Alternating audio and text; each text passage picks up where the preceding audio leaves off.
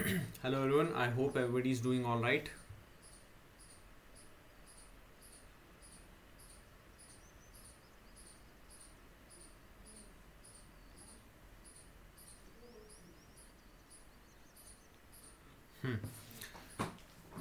Hello everyone, I hope everybody is doing all right. कैसे हैं आप सभी लोग?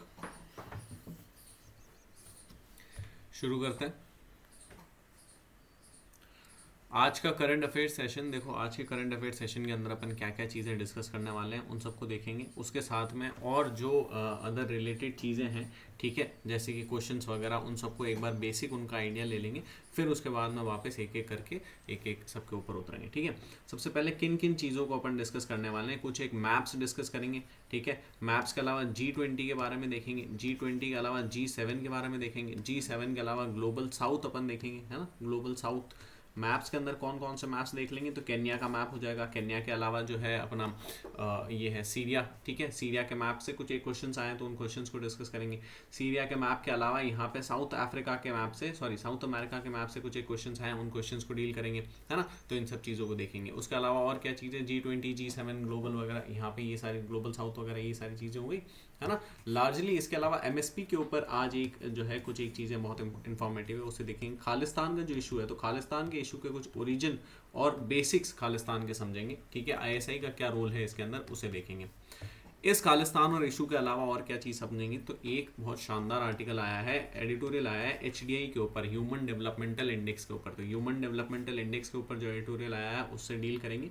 उसके अलावा कुछ एक है जैसे कि इंडिया जापान रिलेशंस के बारे में कुछ एक चीज़ें हैं, तो उन्हें अपन आगे कंटिन्यू करेंगे. कल भी देखा था, आज वापस से थोड़ा सा आगे कंटिन्यू करेंगे. ठीक है, बस लार्जली यही है. और जो ट्रिवियल न्यूज़ है, वन लाइनर न्यूज़ जो चलती रहती है, उन सारी वन लाइनर न्यूज़ को एक बार गो थ्रू कर लेंगे. चलो,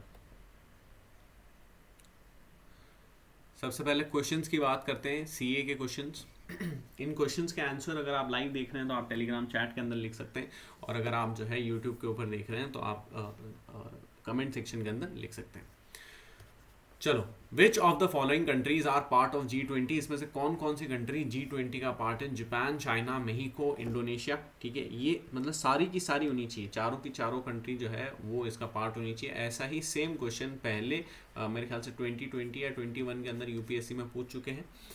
मैंने जो है एज इट इज़ क्वेश्चन तो नहीं लगाया, लेकिन फॉर्मेट यही है, सेम फॉर्मेट था, सेम टॉपिक भी यही था. ठीक है, चलो. तो Japan, China, Mexico, Indonesia, South Africa, Brazil, Chile और अर्जेंटीना. ठीक है, इसके अलावा India, Australia, Malaysia and New Zealand. ठीक है, तो इसमें से उसके अलावा साउथ कोरिया, स्पेन, इटली और फ्रांस. ठीक है, तो इनमें से ऐसा कौन सा पेयर है जिसके अंदर चारों की चारों कंट्रीज जो है वो G20 का पार्ट है. ठीक है, What does Shinkansen refers to? तो दोस्त और friend in Japanese, high speed rail, arrival by sea और चाइनीज पार्लियामेंट. ठीक है, which of the following countries share border. Now this is a unique kind of question. ये ऐसा question मैंने पहली बार बनाया, ऐसा कभी पहले बनाया नहीं था. ठीक है, और वैसे ऐसा बना भी नहीं है. ठीक है, UPSC के अंदर बना नहीं है, लेकिन लेट्स चैलेंज आवरसेल्व्स. तो इसके अंदर इन कंट्री, ये जो कंट्रीज के बारे में दे रखा है, ये इन सारी कंट्रीज के साथ बॉर्डर शेयर करती है कि नहीं करती है, ये आपको बताना है. तो इक्वाडोर जो है वो पेरू, चिली, कोलंबिया इनके साथ बॉर्डर शेयर करती है कि नहीं करती.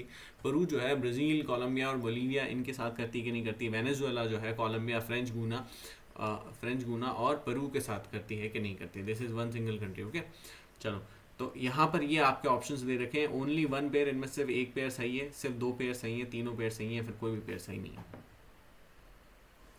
विच of the following are tributaries of Amazon river. कल अपन ने जो है अमेजॉन रिवर की एक दो ट्रिब्यूटरीज को देखा था. तो ये सारे आपके ऑप्शंस हैं. इन सारी ही रिवर्स को अपन time and again different different जो है क्लासेस के अंदर ऑलरेडी कवर कर चुके हैं. फिर भी एक बार इन्हें डिस्कस करेंगे. नेपो रिवर, डेन्यूब, जैर और वाइट वोल्टा.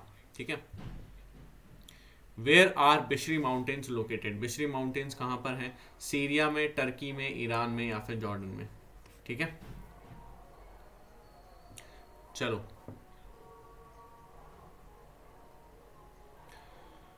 इस लेक्चर की PDF आपको कहाँ से मिलेगी. एक सेकेंड.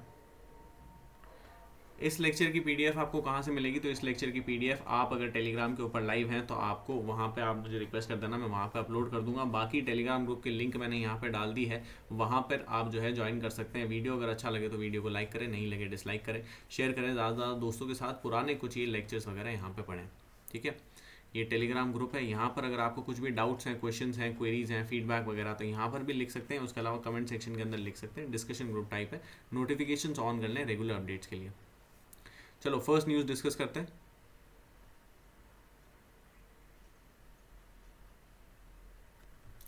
यमन यमन के बारे में अगर देखें तो यमन जो है टर्मोइल के अंदर चलता ही रहता है।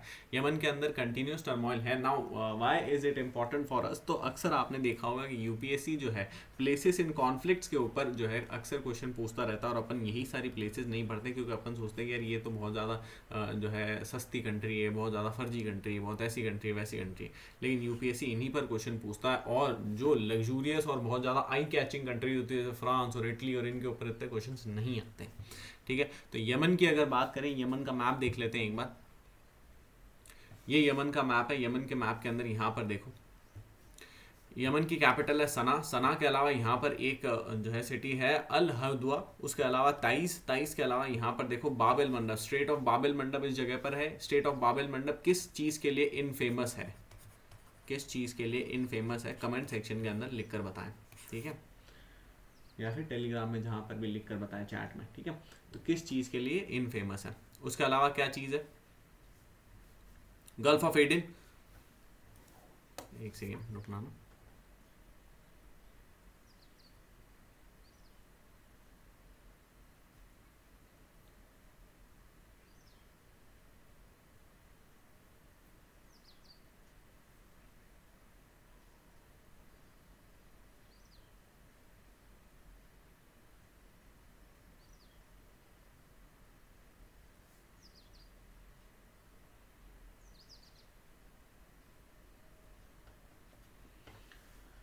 Alright, gulf of Aden, gulf of Aden की अगर बात करें, ताइज वगैरह ये सब, सॉरी हाँ गल्फ ऑफ एडन, यहाँ पर ये गल्फ ऑफ एडन है।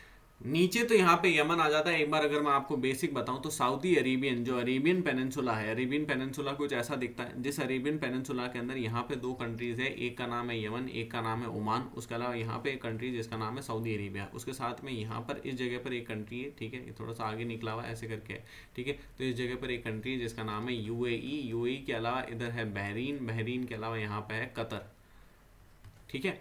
तो जो है ओमान की कुछ टेरिटरीज यहाँ पर भी है ना, ठीक है। बाकी इधर लार्जली यूएई है। अब देखो यमन जो है, यमन कंटिन्यूस टर्मोइल में है। इसी यमन के साथ में ये कुछ ऐसा जो मैप बनता है, इस मैप के अंदर यहाँ पर ये स्ट्रेट ऑफ बाबेल मंडप है, इधर जो है वो गल्फ ऑफ एडन है। गल्फ ऑफ एडन के अलावा ये जो रीजन है ये है रेड सी। रेड सी के अलावा ये जो पूरा बन रहा है, ठीक है, ये जो पूरा बन रहा है this is known as horn of Africa. इसको क्या कहते हैं? हॉर्न ऑफ अफ्रीका कहते हैं, ठीक है। हॉर्न ऑफ अफ्रीका के ऊपर भी मल्टीपल अलग अलग कंट्रीज है, जैसे कि डिजिबूटी, एरिशिया, इथोपिया, है ना, ठीक है। चलो फिर उसके बाद क्या चीज़ है? ये सब चीज़ें हो गई, ये हो गई, ठीक है। सोमालिया भी है हॉर्न ऑफ अफ्रीका, तो सोमालिया तो मोस्ट इंपॉर्टेंट है, ठीक है। चलो इंडियन ओशन वगैरह हो गया। यमन, यहाँ पे ये कुछ टेरिटरीज भी यमन की, अरेबियन सी वगैरह, ये सारी चीज़ें हो गई।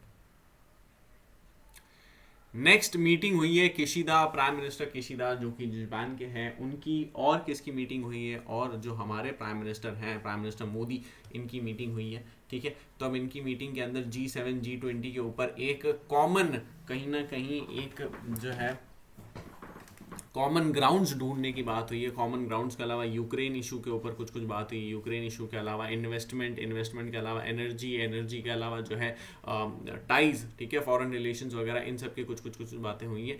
ये जो है काफ़ी ज़्यादा अनयूजुअल मीटिंग थी। अनयूजुअल मीटिंग क्यों थी? इसलिए थी क्योंकि बहुत ज़्यादा लंबे टाइम बाद कोई जापानीज प्राइम मिनिस्टर इंडिया के अंदर आया है। लास्ट टाइम 2006-07 के अंदर आए थे, समझ में? अब देखो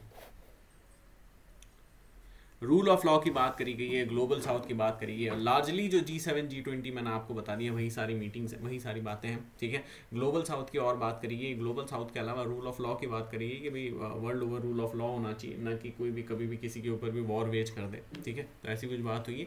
और स्टेटस क्यू की बात हुई है। Now why is status Q important? देखो, इसको कहते हैं रीडिंग बिटवीन द लाइंस। यहाँ पर अगर आप पूरे में पढ़ो तो कहीं पर भी चाइना का मेंशन नहीं है, लेकिन मेंशन किया गया है स्टेटस क्यू का। Speaking to journalist, Japanese cabinet secretary for public affairs, ये जो भी इनका नाम है, said Mr. Kishida was straightforward about the fact that no country should condone a unilateral change in the status quo anywhere in the world. What does this mean? This means that China's aggression on the lines of LAC, समझ में आप? तो LAC के ऊपर जो China aggression प्रस्तुत कर रहा है, जो दिखा रहा है, उस LAC, उस एग्रेशन की वजह से क्या हो रहा है, अपन को भी काफ़ी ज़्यादा सफ़र करना पड़ रहा है। और आपको पता होगा कि चाइना और जापान के टाइज भी कुछ बहुत ज़्यादा खास नहीं है, समझ में, ठीक है। तो इसीलिए जो है ये जापान भी शुरू से चाइना का काफ़ी ज़्यादा एक स्ट्रॉन्ग आलोचक रहा है ना। तो उसके बारे में कुछ एक चीज़ें हैं।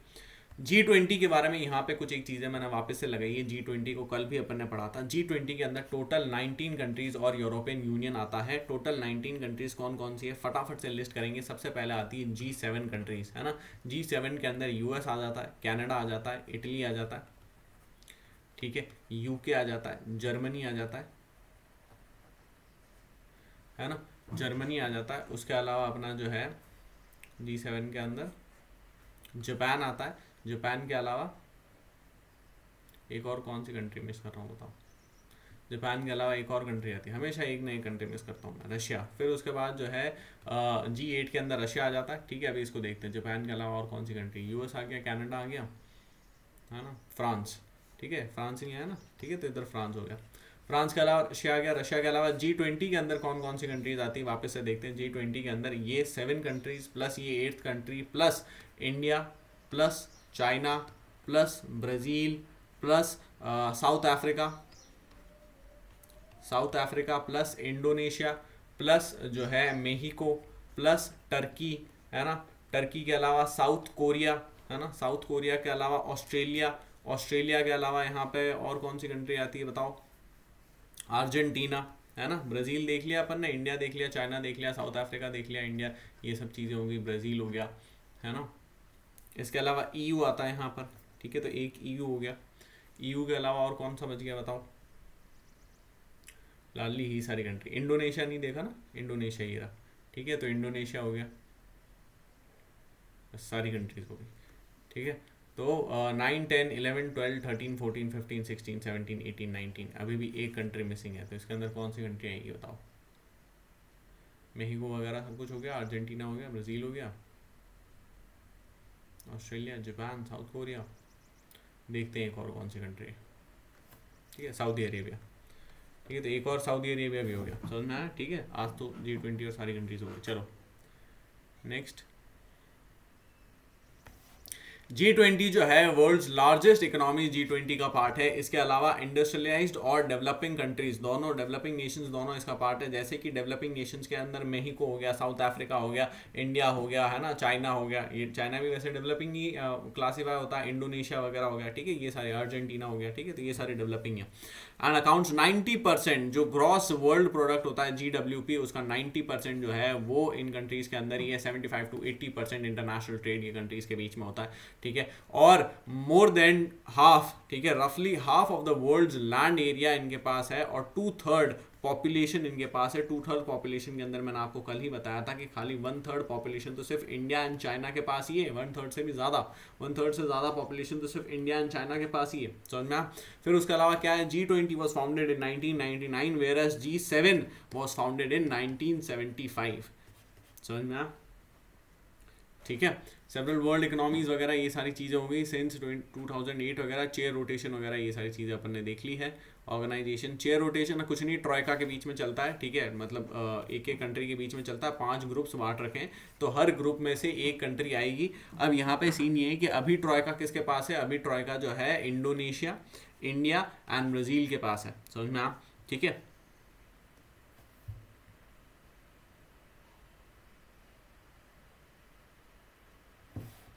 ये देखो hosted by India and Brazil respectively 2023, 2024, 2022 का किसके पास था? इंडोनेशिया के पास। ठीक है, चलो फिर क्या है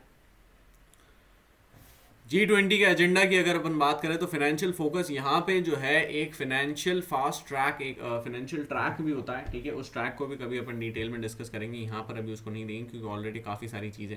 global north and global south के बारे में फिर नेक्स्ट मैंने यहाँ पे कुछ एक चीज़ें लगा रखी है। What does global north means? तो global north loosely refers to the countries like US, Canada, Europe, Russia, Australia, New Zealand etcetera. ऐसे ऑस्ट्रेलिया न्यूजीलैंड है सदर्न हेमिस्फीयर के अंदर। ठीक है, लेकिन यहाँ पे हेमिस्फेरिकल अपन डिवीजन नहीं कर रहे हैं। अब इंडिया भी आता तो नदन में है ना, इंडिया भी नदन हेमिस्फीयर में आता है, सऊदी अरेबिया वगैरह, ईरान, इराक वगैरह, ठीक है, अफगानिस्तान, पाकिस्तान, सारे नदन हेमिस्फीयर में आते हैं। लेकिन उस तरीके से ग्लोबल नॉर्थ और ग्लोबल साउथ वैसे नहीं कर रहे।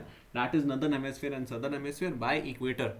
This is global north and global south by development, level of development. समझ में आया? ठीक है, तो लेवल ऑफ डेवलपमेंट कितना है, तो इसके अंदर जैसे नॉर्थ अमेरिका के अंदर ये US और कनाडा तो वो अलग हो जाता है। US कनाडा के अलावा यहाँ पे मेxico आ जाता है, मेxico के अलावा जो कैरेबियन नेशंस है वो आ जाते हैं, जो सेंट्रल एशियन नेशंस है वो आ जाता है। इसके नीचे जो पूरा का पूरा अपना साउथ अमेरिका है, साउथ अमेरिका आ जाता है। साउथ अमेरिका के अलावा यहाँ पर जो है फिर अपन यूरोप की जो लार्जली सारी की सारी कंट्रीज़ है, यूरोप की काफ़ी सारी कंट्रीज़ नहीं आती है इसका पार्ट में इसके अंदर।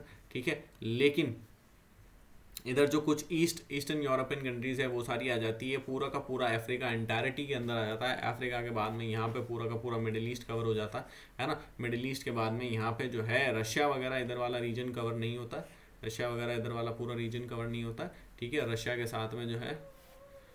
साथ में जो है कुछ लोग साउथ कोरिया को जोड़ते हैं, कुछ लोग नहीं जोड़ते हैं। ठीक है, जापान वाला कवर नहीं होता है। ठीक है, नॉर्थ कोरिया वगैरह आ जाता है। और कौन कौन सी कंट्री आती है? चाइना आ जाता है, इंडिया, चाइना, सेंट्रल एशिया वगैरह, ये सारी चीज़ें आ जाती है। इधर इंडिया चाइना वगैरह आ जाता है ना, ये चाइना और सेंट्रल एशिया हो गया। ठीक है, इधर इंडिया वगैरह हो गया, इधर बांग्लादेश वगैरह, पाकिस्तान, ठीक है, अफगानिस्तान वगैरह, ये सारी नेशंस आ जाते हैं। नीचे मालदीव वगैरह, ये सारा मैडागास्कर वगैरह, इधर सब कुछ आ गया। पूरा साउथ ईस्ट एशिया जो है वो सारा आ जाता है। लेकिन जो यहाँ पे ऑस्ट्रेलिया है और जो न्यूजीलैंड है वो नहीं आते हैं। समझ में आया? इन ऑस्ट्रेलिया न्यूजीलैंड के अलावा यहाँ पे पूरा माइक्रोनेशिया आ जाता है। ठीक है, माइक्रोनेशिया, पॉलिनेशिया वगैरह, ओशिनिया के बाकी सारे टेरिटरीज। चलो, तो ये पूरा का पूरा रीजन जो है, जो रेड वाला है, ये अभी भी अंडर डेवलप्ड या फिर डेवलपिंग है। समझ में आया? ठीक है, और बाकी जो सिर्फ ब्लैक वाला रीजन है वही डेवलप्ड है। तो this is the distinction. This classification is more accurate वगैरह, ये सारी चीज़ें दे रखी है। Some of the south countries like India and China have emerged economically. ठीक है, कुछ एक कंट्री जैसे कि इंडिया और चाइना ने काफ़ी अच्छा परफॉर्म करा, आउट परफॉर्म कर रहे हैं, लेकिन उसके बाद भी अभी भी बहुत पीछे हैं। ठीक है, और ये जो है नॉर्थ को आइडियल की तरह देखा जाता है। ठीक है, कि भाई नॉर्थ जो है वो एक वो आइडियल नेशंस हैं। नॉर्थ नॉर्दर्न ये वाले जो हैं टेरिटरीज हैं, ग्लोबल नॉर्थ जो है ये आइडियल नेशंस हैं। यहाँ पे ह्यूमन डेवलपमेंटल इंडेक्स है, उसके अलावा ईज ऑफ लिविंग है, उसके अलावा जो है ईज ऑफ डूइंग बिजनेस है, ये सारी चीज़ें हैं। ठीक है, what led to the emergence of global north and global south? Global north और ग्लोबल साउथ का इमर्जेंस कैसे हुआ? तो नॉन फिजिबिलिटी अर्लियर क्लासिफिकेशन। देखो, अर्लियर क्लासिफिकेशन अलग अलग काफ़ी सारी थी। पहला तो पॉइंट यही है, अर्लियर क्लासिफिकेशन के अंदर जैसे कि एक था eastern world and western world. Western and eastern world की बहुत लंबे टाइम से चली है, आज भी अपन उसको कई बार रेफर करते ही हैं। ठीक है, उसके अलावा एक था जो first world, second world, third world countries. ठीक है, तो ये सारी चीज़ें थी। फर्स्ट वर्ल्ड के अंदर क्या आता था? फर्स्ट वर्ल्ड के अंदर वेस्टर्न ये कुछ एक नेशंस वगैरह आते थे, नेटो कहलाइज प्राइमरीली। सेकंड वर्ल्ड के अंदर कौन कौन से नेशंस आते थे? सेकंड वर्ल्ड के अंदर रशिया और वो सारी चीज़ें आती थी। और थर्ड वर्ल्ड कंट्रीज अपन को कहा जाता था, तो अपन वैसे थर्ड क्लास ऐसे टाइप ऐसी फीलिंग वगैरह होती थी, तो उसलिए भी अपन ने उसको इग्नोर करा। फिर उसके अलावा क्या चीज़ है? In the post cold war world, the first world, third world. ठीक है, ये सारी चीज़ें मैंने आपको बता दी। Commonalities in global south countries के अंदर कुछ कॉमनैलिटीज़ भी है, जैसे कि हिस्ट्री ऑफ कॉलोनाइजेशन। लार्जली सारी कंट्री जो हैं वो कॉलोनाइज हुई थी, या तो स्पेन से, या फिर फ्रांस से, या फिर इंग्लैंड से, या फिर नीदरलैंड से। समझ में आया? इन सब से। उसके अलावा या फिर जर्मनी से। ठीक है, कुछ एक तो US से भी हुई थी, the reason has mostly remained under represented international forums वगैरह, ये सारी चीज़ें हो गई. What are initiative south south cooperation के अपन ने क्या इनिशिएटिव लिए. Now this is very very important. South south cooperation मतलब southern nation and southern nation but not northern nation. समझ में आप. तो सदर्न नेशन के अंदर जैसे एक अपन ने ब्रिक्स फोरम बना रखा है. ठीक है, ब्रिक्स के अंदर ये सारी सारी कंट्रीज हैं. ब्रिक्स के अलावा जो है एक IBSA फोरम है, ये भी इंपॉर्टेंट है. IBSA के अंदर इंडिया, ब्राज़ील, साउथ अफ्रीका है ना. तो इंडिया, ब्राज़ील, साउथ अफ्रीका, इनको भी कहा जाता है कि भाई इमर्जिंग है. UNSC पे इनका स्टैंड जो है वो कॉमन है. उसके अलावा भी मल्टीपल अलग अलग जो है फैक्ट्स उनके ऊपर भी स्टैंड कॉमन है. International day for south south cooperation की अगर अपन बात करें तो ओरिजिनली इसे ऑब्जर्व वगैरह ये सब ठीक है, नॉर्मल बातें हैं. What are road blocks. Road blocks क्या क्या है. सबसे पहला तो ग्रीन एनर्जी फंड. ठीक है, ग्रीन एनर्जी फंड के ऊपर बहुत बड़ा इशू है. अब ये जो नदर्न कंट्रीज है वो बोलती है हम नहीं देंगे, सदर्न कंट्रीज हम लेकर रहेंगे. समझना है. ठीक है, तो जो भी चलता रहता है. Impact of Russia Ukraine war. Russia Ukraine war से भी क्या हो रहा है कि रशिया यूक्रेन वॉर से भी एक तो फूड, एनर्जी, फाइनेंस वगैरह इन सब के ऊपर असर आ रहा है. तो आदमी या तो इन सब चीज़ों के ऊपर फोकस करेगी या फिर पॉलिटिक्स करेगा.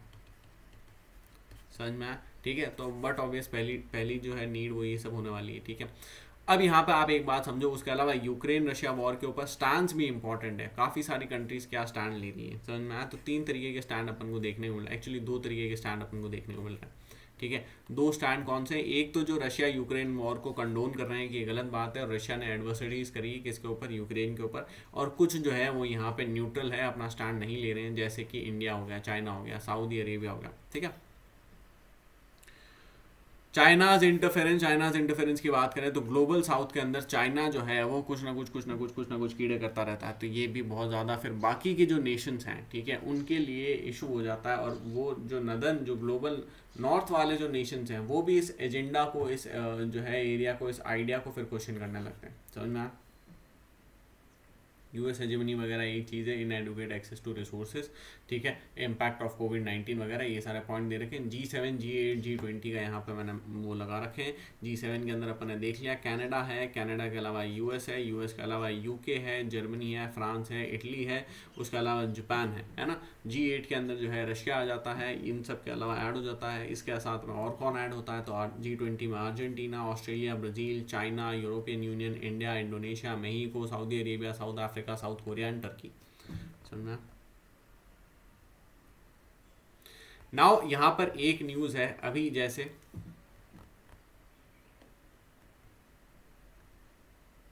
देखो पहले इसको देखते हैं. ठीक है, अभी जैसे इसके बारे में आपने कहीं देखा ही होगा कि क्या हुआ. जो लंदन के अंदर अपना इंडिया का हाई कमीशन है, ठीक है, वहाँ पे कुछ एक प्रोटेस्ट वगैरह चल रहे थे. तो उसके बीच में यहाँ पे एक पर्सन खड़ा हो गया. ठीक है, ऊपर चढ़ गया और वो चढ़ के जो है इंडियन फ्लैग उतारने लगा. और इंडियन फ्लैग वो नीचे गिराने ही वाला था जितने में यहाँ पे किसी ने पकड़ लिया इंडियन फ्लैग को. फिर बाद में क्या हुआ, इंडिया ने इतना बड़ा फ्लैग यहाँ पे लगा दिया. ठीक है, तो अपन भी कम नहीं है. ठीक है, तो इंडिया ने इतना बड़ा फ्लैग यहाँ पे लगा दिया. Now the important thing is, हाँ, now the important thing is कि ये जो चीज़ हुई ये सिर्फ लंदन के अंदर ही नहीं है, बल्कि जो है जो सैन फ्रांसिस्को के अंदर अपना काउंसलेट है, ठीक है, इंडियन काउंसलेट है, वहाँ पर भी हुई है. क्या ऐसा कुछ पहली बार हुआ? नहीं, ऐसा कुछ पहली बार नहीं हुआ. टाइम एंड अगेन ये सारी चीज़ें होती रहती है और टाइम एंड अगेन अपन इन सारी चीज़ों को जो है कंडोन करते रहते हैं. ठीक है, नेक्स्ट आगे देखो, इधर देखो. अब ये जो सैन फ्रांसिस्को में हुआ है ये क्यों जो है कहीं ना कहीं सिंबॉलिक है, इसको, इस चीज़ को समझना. तो सैन फ्रांसिस्को में जो हुआ, सैन फ्रांसिस्को में क्या था, अगर आपको याद हो तो सैन फ्रांसिस्को के अंदर हिंदुस्तान एसोसिएशन 1913 ये फॉर्म हुई थी और इसका हेडक्वार्टर था. What was this Hindustan association? Hindustan association was nothing but Ghadar party. समझ में आया. तो गदर पार्टी के बारे में आप लोगों ने पढ़ा ही है. कहाँ पर? मॉडर्न इंडियन हिस्ट्री में. ठीक है, तो मॉडर्न इंडियन हिस्ट्री के अंदर गदर पार्टी वगैरह आया था. तो ये गदर पार्टी की कुछ न्यूज़, मतलब ये जो ऑर्गेनाइजेशन है, एसोसिएशन है, ये पहले वहाँ पे बनी थी. ठीक है, farmers remind centre unfulfilled. MSP के ऊपर कुछ एक चीज़ें हैं. देखो, एमएसपी के ऊपर पॉलिटिक्स चलती रहती है. एमएसपी के बारे में अगर मैं आपको बेसिक बताऊँ तो MSP is nothing but a bad news. समझ में आया. अगर एक कंट्रोल फैशन के अंदर, जैसे कि रिजर्वेशन है, अगर एक कंट्रोल फैशन के अंदर रेगुलेटेड प्रॉपर रेगुलेशन के साथ अगर रिजर्वेशन को यूज़ नहीं किया जाए, तब तो सॉरी रिजर्वेशन को यूज़ नहीं किया जाए तो वो जो है बैड न्यूज़ और एक जो है आप ऐसे कह सकते हो जहर के अलावा और कुछ भी नहीं है, बोथ इकोनॉमी के लिए, पॉलिटी के लिए, कल्चर के लिए, सारी ही चीज़ों के लिए। समझ में आया? ठीक है। लेकिन अगर इसे कंट्रोल फैशन के अंदर रेगुलेट किया जाए, प्रॉपर ढंग से क्रीमी लेयर वगैरह इन सब चीज़ों का ध्यान रखा जाए, ठीक है, और पॉलिटिक्स वगैरह इसके ऊपर ना हो, तो ये जो है इंडियन इकोनॉमी को, इंडियन सोसाइटी को, इंडियन पॉलिटी को, इंडियन डेवलपमेंट को, इंडियन ग्रोथ को एक नए लेवल के ऊपर ले जा सकता है, बोथ रिजर्वेशन एंड एमएसपी। तो now MSP has been rigid. अब इसके बारे में एक जो है एक मिलिट्स के ऊपर भी एक एडिटोरियल आया, शानदार एडिटोरियल है, उसको डिस्कस करेंगे। तो एमएसपी के ऊपर भी जैसे अगर आप देखो तो ये जो ट्रॉइका बना हुआ है, किस किस का बना हुआ है, राइस का, वीट का एंड मेज का, ये जो तीन का ट्रॉइका बना हुआ है, ये ट्रॉइका बहुत ज़्यादा हार्मफुल है। ठीक है। और सिर्फ राइस और वीट, इसमें से भी जो प्राइमरीली सिर्फ और सिर्फ राइस और मीट का ही प्रोडक्शन होता रहता। जो बाकी के जो बाकी के ग्रेन्स हैं, फूड क्रॉप्स हैं, अदर जो भी हैं, ठीक है, क्रॉप्स हैं, उन सब का नहीं होता है, जिससे कि अपन को बहुत ज़्यादा लॉस होता है। ये तो सिर्फ एक चीज़ है एमएसपी का, ये तो सिर्फ एक इशू है। दूसरा इशू होता है जो इकोनॉमिक बर्डन क्रिएट होता है। इकोनॉमिक बर्डन कैसे क्रिएट होता है? जो अब एमएसपी के बारे में आप समझना, MSP is not an capex, not a capex, ये कैपिटल एक्सपेंडिचर नहीं है। समझना है? ठीक, कैपिटल एक्सपेंडिचर नहीं है। कैपिटल एक्सपेंडिचर का मतलब होता है रोड बनाना, बिल्डिंग बनाना, स्कूल बनाना, हॉस्पिटल बनाना, कुछ भी और दूसरी ऐसी चीज़ें बनाना, या फिर जो है अदर जैसे कि जो है लोन वगैरह ऐसे जनरेट करना, वो सारी चीज़ें कैपिटल एक्सपेंडिचर का पार्ट होती है। Why is this capital expenditure important? Capital expenditure is important because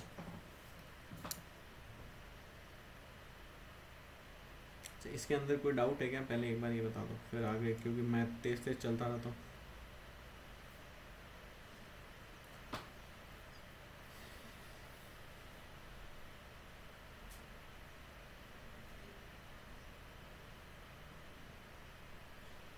नहीं?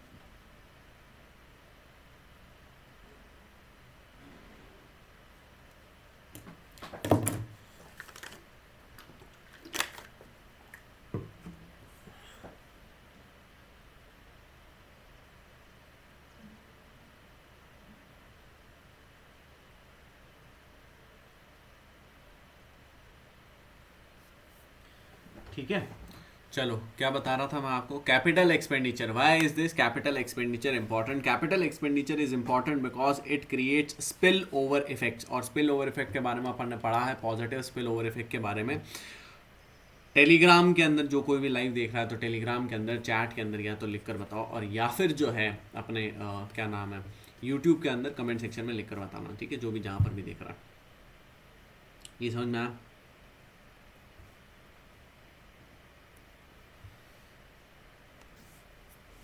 इसके अलावा देखो यहाँ पे और क्या चीज़ है, इसके अलावा देखो यहाँ पे और क्या चीज़ है। तो ये एमएसपी वगैरह के बारे में कुछ एक चीज़ें दे रखी है बेसिक, ये आप चीज़ें यहाँ से पढ़ सकते हैं। वैसे अपन 2-4 बार पहले भी इन्हें पढ़ चुके हैं, और उसके बाद में कभी डील कर लेंगे, कोई ऐसा कोई इशू नहीं। ठीक है, तो ये कुछ एक चीज़ें यहाँ पे दे रखी है। नेक्स्ट ये वाली न्यूज़ मैंने आपको बता दी थी, वन लाइनर थी। एनएसए लगाया गया है, जो अमृतपाल का केस चल रहा है, तो वहाँ पे 5 लोगों के ऊपर, 5 एक्यूज के ऊपर एनएसए लगाया गया है। What is NSA? NSA is national security act. Now this is a big big big law. समझ में आया? ठीक है, बहुत बड़ा एक्ट है, और छोटा मोटा एक्ट नहीं है। जैसे कोई मतलब इसके सामने ये किडनैप, मर्डर वगैरह तो बहुत छोटी चीज़ें हो जाती है। NSA is a big thing. ठीक है। फिर यहाँ पे ये RF वाले कुछ ऐसे फ्लैग मार्च वगैरह कुछ कर रहे हैं, ठीक है, मतलब अपना शो ऑफ स्ट्रेंथ कर रहे हैं, तो ठीक है, जो भी चलता रहता।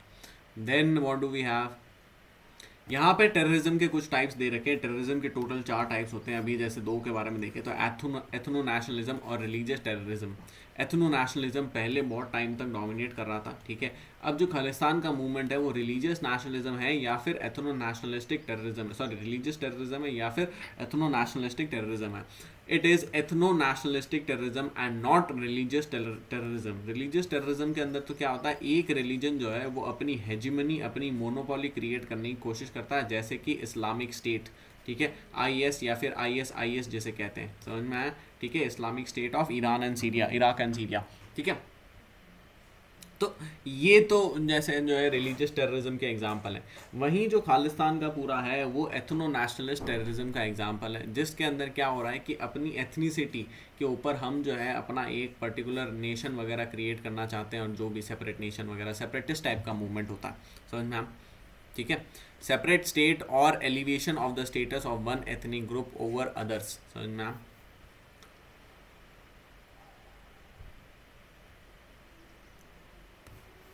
नाउ यहाँ पे जो NSA लगाया गया है, NSA के अंदर और अमृतपाल के साथ में भी ISI का जो इन्वॉल्वमेंट है उसको सस्पेक्ट किया जा रहा है और उसको इन्वेस्टिगेट किया जा रहा है, NIA वगैरह को यहाँ पे इन्वॉल्व करा गया।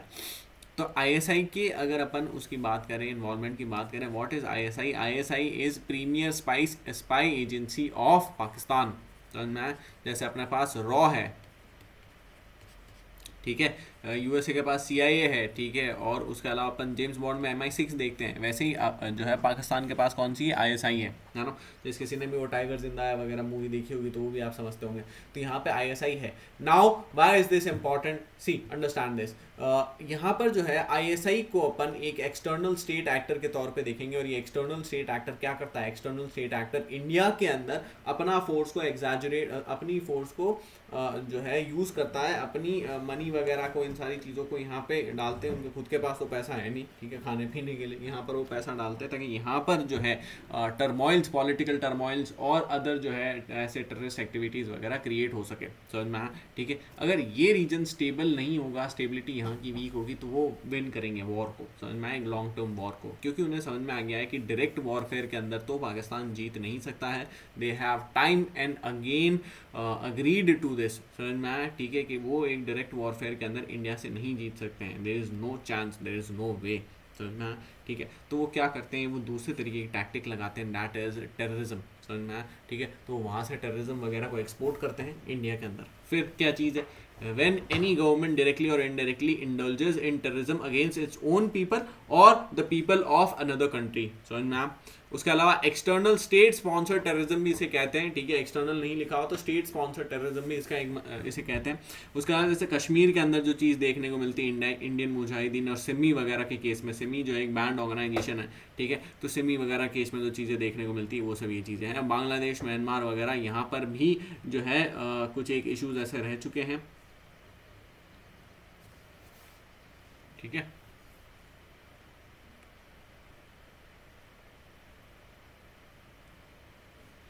चलो फिर क्या है, खालिस्तान मूवमेंट की अगर बात करें तो यहाँ पे खालिस्तान मूवमेंट के बारे में कुछ चीज़ें दे रखी है। तो प्रो खालिस्तान मूवमेंट जो है वो बैक किया गया था ISI से, सॉरी ISI के द्वारा, ठीक है, 1980s एंड 1990s में। काफ़ी ज़्यादा इंटेंस मूवमेंट्स रह चुका है, ठीक है, मूवमेंट ये रह चुका है, ठीक है।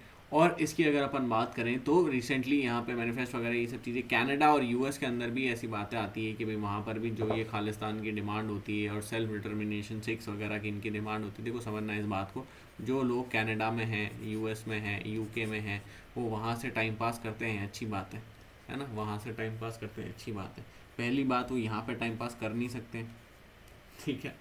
दूसरी बात ये है कि अगर वो यहाँ पे मान लो एक नया स्टेट भी बन जाता है, ऐसी फैलेसी करके देखते हैं, एक नया स्टेट भी बन जाता है, खालिस्तान जो है वो इंडिया से अलग हो जाता है, मान लेते हैं, ठीक है, कि पाकिस्तान, ये सॉरी पंजाब, ये जो है पूरा रीजन इंडिया से अलग हो जाता है। अगर पूरा रीजन इंडिया से अलग हो जाएगा ना, फिर भी ऐसा नहीं होगा कि ये US UK और कनाडा छोड़ छोड़ के यहाँ पर आएंगे, 110% नहीं आएंगे, ठीक है, और अगर आ भी जाते हैं तो इनकी हालत और भी ज़्यादा ख़राब हो जाएगी। और ऐसा क्यों होगा? 110% तो पहले केस के अंदर तो इसलिए नहीं आएंगे क्योंकि वहाँ पर जो इनको जो भी जो लाइफ चॉइसेस मिल रहे हैं, ठीक है, जो लाइफ चॉइसेस मिल रहे हैं, जो लिविंग है, ठीक है, वो लिविंग यहाँ पर नहीं होगी।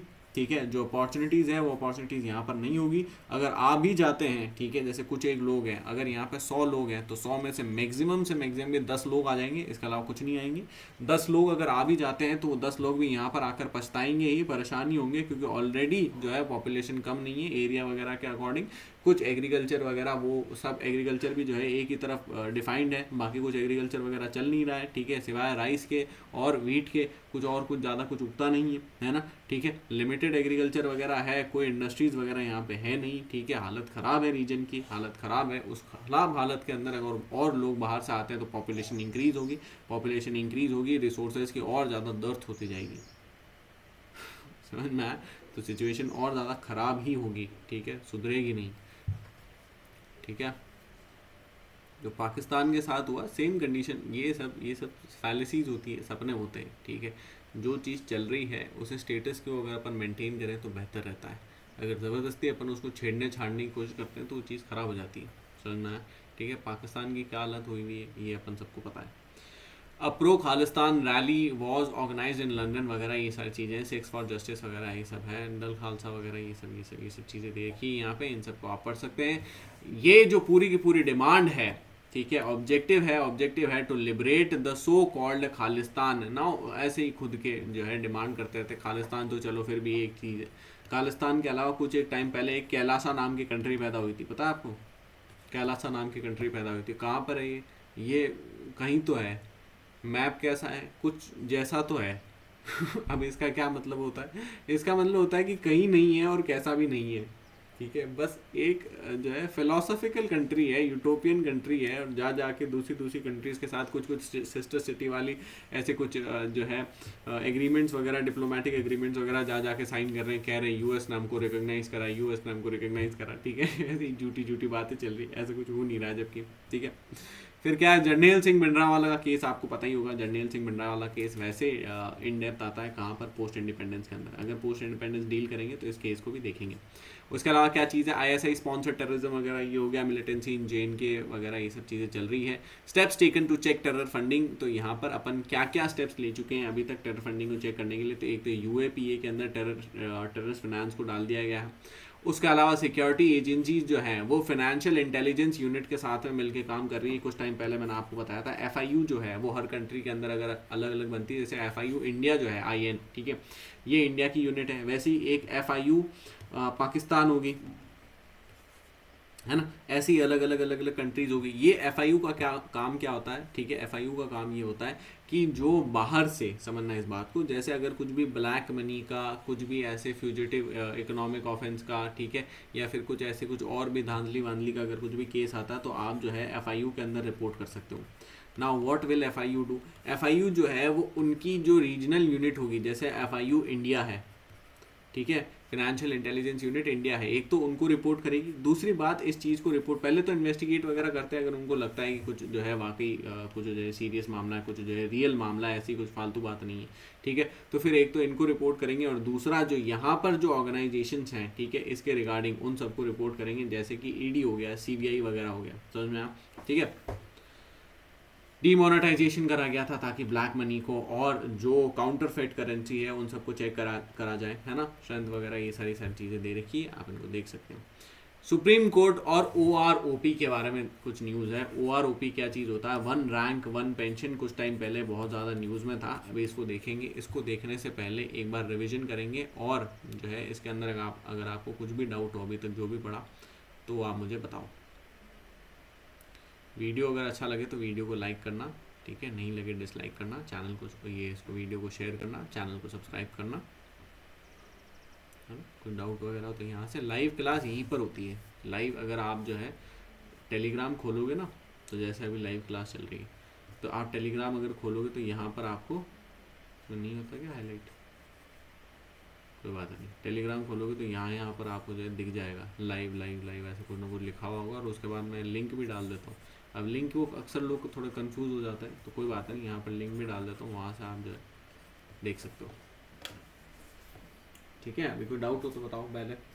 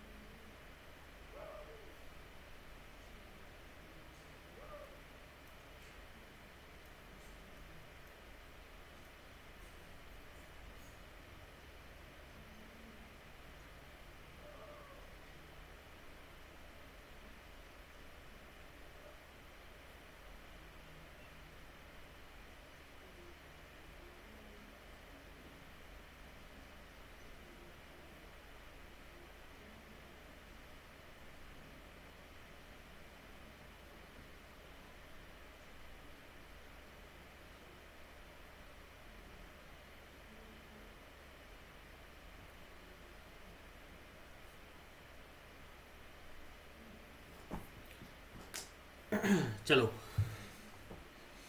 ठीक है, यमन का मैप देखा, यमन के अंदर अपन ने सना देखा, अल हदूदा, ठीक है, इस जगह को देखा, उसके अलावा ताइज इस जगह को देखा, ताइज के अलावा गल्फ ऑफ एडन देखा, गल्फ ऑफ एडन के अलावा स्टेट ऑफ बाबिल मंडप, रेड सी, अरेबियन सी, है ना, सोमालिया, डिजिबूटी, एथोपिया, इन सबको देखा, किशिदा और प्राइम मिनिस्टर किशिदा और प्राइम मिनिस्टर मोदी की क्या बात हुई, उन सब के बारे में समझा, है ना। इसके अलावा ग्लोबल साउथ वगैरह, रूल ऑफ लॉ वगैरह, इन सबको देखा, G7 G8 G20 कंट्रीज़ के बारे में देखा। यहाँ पर G20 के कुछ बेसिक डेटा वगैरह, फैक्ट्स वगैरह देखे जो कि अपन यूज़ कर सकते हैं कहाँ पर, अगर इंटरनेशनल रिलेशंस के ऊपर ऐसे वगैरह आता है तो वहाँ पर, अगर G20 के ऊपर, G7 के ऊपर, अगर जो है ग्लोबल साउथ वगैरह के ऊपर कोई भी क्वेश्चन आता है GS पेपर 2 इंटरनेशनल रिलेशंस के अंदर, तो वहाँ पर समझ में आप, चेयर रोटेशन वगैरह ये सारी चीज़ हो गई, ठीक है, फिनेंशियल ट्रैक वगैरह ये सब देख लिया अपन ने। Global north and global south के बीच में अपन ने डिफ्रेंशिएशन करा था, जिसके अंदर अपन ने समझा कि जो developing and under developed Nations हैं उन सबको अपन ग्लोबल साउथ के अंदर गिनते हैं। नेक्स्ट अपन ने नॉन फिजिबिलिटी वगैरह इन सारी चीज़ों को देखा है। कॉमनलिटीज़, ठीक है, कॉमनलिटीज़ क्या बोल रहा हूँ, ठीक है, कॉमनलिटीज़ इन ग्लोबल साउथ कंट्रीज, इन सबको देखा, ठीक है, क्या क्या कॉमन है। साउथ साउथ कोऑपरेशन की कुछ एक ऑर्गेनाइजेशंस देखी, जैसे कि ब्रिक्स फोरम, IBSA फोरम, है ना, ठीक है। ग्रीन एनर्जी फंड, कौन कौन से इश्यूज हैं जो कि इम्पैक्ट कर रहे हैं या फिर जो कि रोड ब्लॉक्स की तरह काम कर रहे हैं, रोडों की तरह काम कर रहे हैं, किसके बीच, किसके अंदर, ग्लोबल साउथ के डेवलपमेंट के अंदर, तो वो है green energy fund, impact of Russia Ukraine war, उसके अलावा चाइनाज इंटरफेरेंस, US हेजेमनी वगैरह, ये सारी चीज़ें, इम्पैक्ट ऑफ कोविड-19 वगैरह, ये सब अपन ने देख लिया। हिंदुस्तान एसोसिएशन वगैरह, ये सारी चीज़ें यहाँ पर आ जाती है। Farmers remind centre of unfulfilled promises, ये क्या है, MSP और उसके बारे में है। MSP का अपन ने बेसिक समझा कि भाई MSP क्यों अपने लिए ख़राब है, MSP किस टाइप का एक्सपेंडिचर नहीं होता है, और क्यों MSP से अपन को डू अवे करना चाहिए, या फिर लॉन्ग टर्म के अंदर, या फिर MSP को चेंज करना चाहिए। जैसे राइस वीट इतनी ज़्यादा दीवानगी नहीं होनी चाहिए, बल्कि इसको चेंज करना चाहिए, जैसे मिलेट्स वगैरह के ऊपर लगाया, अभी नीचे एक एडिटोरियल है ना। फिर क्या है, यहाँ पे एथनो नेशनल टेररिज्म के बारे में अपन ने समझा, एथनो नेशनल टेररिज्म के अंदर स्टेट स्पॉन्सर टेररिज्म वगैरह देखा, खालिस्तान मूवमेंट वगैरह के बारे में समझा, है ना, ठीक है। और ISI वगैरह का रिस्पांस वगैरह, UAPA सिक्योरिटी एजेंसीज, OROP अभी अपन समझ रहे थे, ठीक है। OROP क्या चीज़ होती है कि सेम पेंशन प्रोवाइड होगी, ठीक है। OROP means same pension, same payment for military officers of the same rank, समझ में आया, ठीक है, irrespective of the length of service, irrespective of the date of retirement. इसका क्या मतलब है, कई बार, अब यहाँ पर दो चीज़ें होती है, अब कई बार क्या होता है कि जैसे, ठीक है, ऐसा नहीं कि भाई मिलिट्री के अंदर पॉलिटिक्स नहीं होती, मिलिट्री के अंदर में पॉलिटिक्स होती है। तो एक लेडी ऑफिसर जो है उसको, लेट से, जनरल तो अब बनना शुरू हुए, पहले तो खैर जनरल वगैरह बन ही नहीं सकते थे, है ना, उतने ऊपर जो है पोस्ट के ऊपर जा ही नहीं सकते थे। अब जैसे मान लो कि भाई एक कोई लेडी ऑफिसर वो कर्नल भी बनती है, तो उनको कर्नल बनने में, लेट से, मुझे एग्जैक्टली ध्यान नहीं है कि इसमें कितने ईयर्स लगते हैं, पर लेट से उनको कर्नल बनने के अंदर 15 ईयर्स लग जाते हैं, समझ में। वहीं कोई मेल ऑफिसर है, उसको कर्नल बनने के अंदर 11 ईयर्स ही लगे, तो 4 ईयर्स मजाक नहीं होता है समझ में। उसके बावजूद भी उनको बाद में जो है एक ही वो दिया जाएगा, पेंशन वगैरह प्रोवाइड की जाएगी। यहाँ पे इशू की बात ये आती है कि जिसने जो है लेंथ ऑफ सर्विस वगैरह इसकी लंबी है, उसके बावजूद भी इसको पेंशन वगैरह कम है, और पॉलिटिक्स क्या है, ठीक है, जो भी है, ठीक है। Uttar Pradesh, Punjab highest number OROP beneficiaries वगैरह, ये सारी चीज़ें हो गई, है ना। 50,000 now this is striking fair, बहुत ज़्यादा एक जो है डेंजरस अजीब सा फिगर है ये, ठीक है। इसको अगर आप देखोगे तो 50,155 CAPF पर्सोनल है पिछले 5 साल के अंदर क्विट कर चुके हैं। मोर देन 600 पीपल ने सुसाइड कर लिया है CAPF के अंदर, है ना। मोर देन 150 या 250 ऐसे कुछ पीपल थे जो कि गायब हैं लाइन ऑफ ड्यूटी, उसके अंदर एक्शन वगैरह के अंदर जो है मिसिंग इन एक्शन MIA हुए हुए हैं। अब कहाँ है पता नहीं। तो इसके ऊपर पूरा पूरा पैनल बैठा है कि भाई ये क्या चल क्या रहा है, बात क्या है ठीक है। तो 50,000 वगैरह ये सारी चीज़ें हैं, है ना। ये मैं तो हंस के ऐसे ही बोल रहा हूँ, ठीक है, लेकिन ये इतनी ज़्यादा हंसने वाली बात है नहीं, ये हंसी व्यंग वाली हंसी है, ठीक है, टेंशन वाली हंसी है ना। तो पैनल शॉट CAPF वाइज वगैरह ये सारी चीज़ें हैं। 654 पर्सोनल ने सुसाइड कर लिया है 2018 से 2022 के बीच में, ठीक है। Now this is not nice. फिर उसके बाद क्या चीज़ है, BSF वगैरह ये सारी चीज़ें हैं, ठीक है। ये सब चीज़ें दे रखी है। नेक्स्ट केन्या जो है, टर्मोइल केन्या के अंदर कंटिन्यूसली चल रहा है। तो केन्या का मैप देखेंगे, केन्या के अंदर, थाईलैंड के अंदर अब इलेक्शंस की बात हो रही है, यहाँ पर कू हुआ था। कू भी टर्मोइल का ही निशानी होती है, ठीक है। तो कू हुआ था, तो कू के साथ में यहाँ पे इसका मैप भी देखेंगे, ठीक है। अब देखते हैं।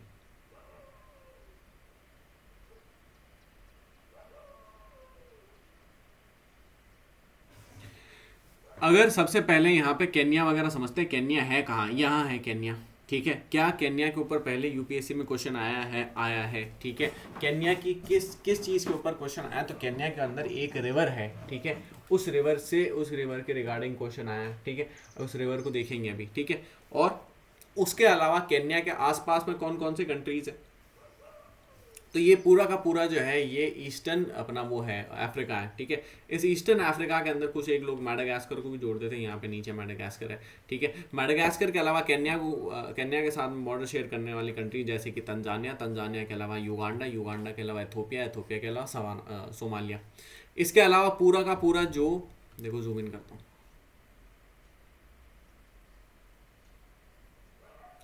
इसके अलावा पूरा का पूरा जो हॉर्न ऑफ अफ्रीका वाला रीजन है, ठीक है। ये पूरा का पूरा हॉर्न ऑफ अफ्रीका वाला रीजन है। ये हॉर्न ऑफ अफ्रीका की कंट्रीज आ जाती है, जैसे कि एरिशिया आ जाता है, एरिशिया के अलावा इथोपिया आ जाता है, इथोपिया के अलावा सोमाली लैंड आ जाता है, सोमाली लैंड के अलावा, चाहिए सोमाली लैंड नहीं आता है ना, सोमाली और सोमाली लैंड एक ही चीज़ है ठीक है। सोमाली एंड सोमाली लैंड एक ही चीज़ है, वो अंदर ही इनके कुछ ना कुछ टर्मोइल चल रहा है, अपन ने रिकॉग्नाइज नहीं करा है। इंटरनेशनली सोमालिया ही है, समझ में आप, ठीक है। डिजिबूटी इधर आ जाता है, ठीक है। तो ये सारे horn of Africa countries, Kenya हो गया, युगांडा हो गया, रवांडा इधर है, बुरुंडी इधर है ना, तंजानिया इधर हो गया, ठीक है। बुरुंडी के बारे में आपने सुना होगा, अक्सर जो है विकास सर इसकी बात करते रहते हैं। चलो,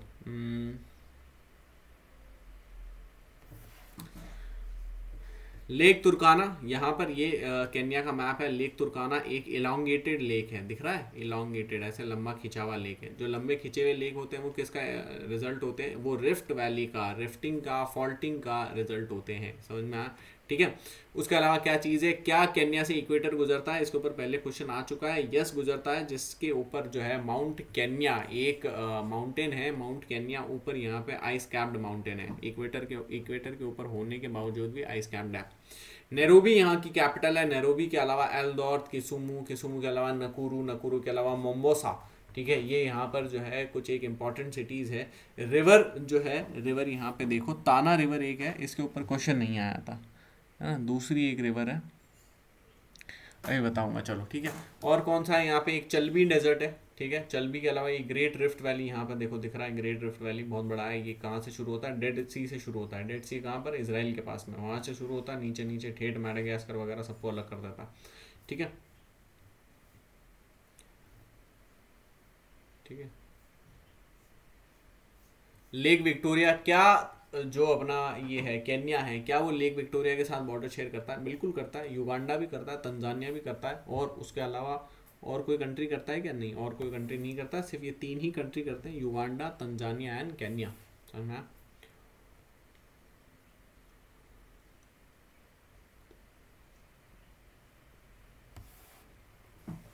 नेक्स्ट यहाँ पे देखो साउथ ईस्ट एशिया का मैप दे रखा है, ठीक है। अब जैसे केन्या का तो मैप पढ़ लिया अपन ने, नेक्स्ट अपन थाईलैंड का पढ़ने वाले हैं। तो थाईलैंड का पढ़ने से पहले एक बार साउथ ईस्ट एशिया के अंदर कौन कौन सी कंट्री आती है उन सबको देख लेते हैं। म्यांमार आता है, म्यांमार के साथ थाईलैंड आता है, थाईलैंड के साथ में तीन नेशंस आते हैं, दोस्ती है तीनों नेशंस की। कौन से हैं? लाओस, कंबोडिया और वियतनाम, ठीक है। लाओस, कंबोडिया, वियतनाम के अलावा यहाँ पे फिलीपींस आता है। फिलीपींस भी पहले और मतलब यूजुअली न्यूज़ में रहता ही है। थाईलैंड के अलावा यहाँ पे जो है आगे एक नेशन आ जाता है जिसका नाम है क्या? मलेशिया। मलेशिया जो है इसकी भी दो टेरिटरीज है, एक तो यहाँ है और दूसरी जो है वो बोर्नियो आइलैंड के ऊपर है। ये बोर्नियो आइलैंड है गोल सा, ठीक है, जिसके ऊपर यहाँ पे एक तो मलेशिया की टेरिटरीज है, उसके अलावा एक इधर दूसरी कंट्री है जिसका नाम है ब्रुनेई, है ना। ब्रुनेई की कैपिटल है बंदेश सेरी बेगवान। और उसके अलावा इसी बोर्नियो के ऊपर इंडोनेशिया भी आता है जिसके अंदर सुमात्रा और जावा और अलग तिमोर लिस्ते और अलग अलग जो है मल्टीपल अलग अलग खूब सारे आइलैंड्स भी हैं। मोर देन 1 लाख आइलैंड्स हैं यहाँ पर, ठीक है। ईस्टर्न फिर यहाँ पे एक छोटी सी कंट्री आ जाती है ईस्ट तिमोर, ठीक है। अब ईस्ट तिमोर को वैसे अपन साउथ ईस्ट एशिया के अंदर नहीं गिनते हैं, किसके अंदर गिनते हैं? तो ओशियनिया के अंदर गिनते हैं यूजुअली, ठीक है। तो ये सारी कंट्रीज यहाँ पर हो गई, ठीक है, ओशियनिया या फिर ऑस्ट्रेलिया के अंदर। ये रहा थाईलैंड। थाईलैंड की अगर अपन बात करें तो यहाँ पे खोरात प्लेटू है। खोरात प्लेटू के अलावा क्या मेकोंग रिवर, बहुत इंपॉर्टेंट रिवर है, यूपीएससी के अंदर क्वेश्चंस आ चुके हैं। क्या मेकोंग रिवर यहाँ पर टच होती है? बिल्कुल होती है, यहाँ पर भी होती है, लाओस में भी होती है, कंबोडिया में भी होती है और वियतनाम में भी होती है। इसके अलावा जो म्यांमार है, म्यांमार में भी होती है और चाइना से ही शुरू होती है, ठीक है। और क्या चीज़ है यहाँ पर समझो। बैंकॉक यहाँ की कैपिटल है। बैंकॉक के अलावा यहाँ पे काफ़ी सारी जो है सिटीज़ है, ठीक है, जैसे ये फुकेट है ना। इन सब के बारे में सुना होगा अक्सर आपने, जो ये चलती रहती है। इस्तमस ऑफ करा यहाँ पर है। इस्तमस ऑफ करा बहुत ज़्यादा फेमस है, न्यूज़ में रहता है, अक्सर लोग ये बात करते हैं कि इस्तमस ऑफ करा में यहाँ से छेद दो और उसके बाद यहाँ से डायरेक्ट जाओ, ठीक है। तो इधर गल्फ ऑफ थाईलैंड है। गल्फ ऑफ थाईलैंड के अलावा नीचे मलेशिया वगैरह ये सब चीज़ें हो गई।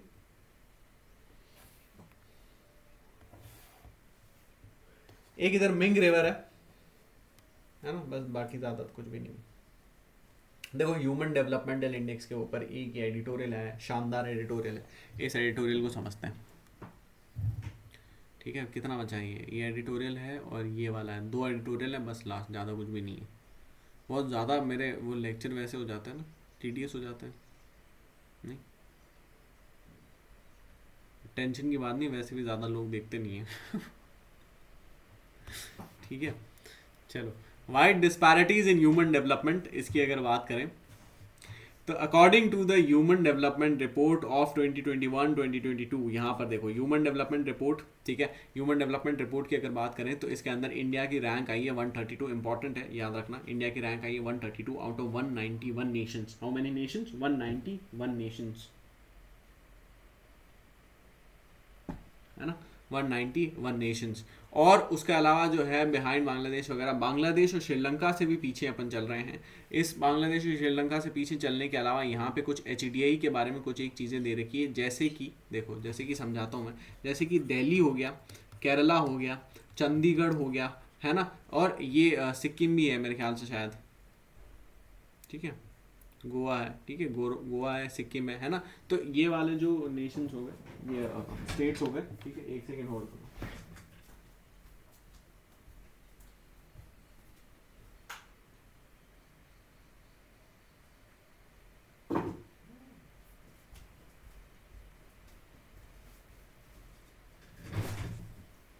हाँ, तो ये जो सारे स्टेट्स हो गए, यहाँ पर जो है स्टेट्स एंड सिटीज़, यहाँ पर जो है ह्यूमन डेवलपमेंट बहुत अच्छा है।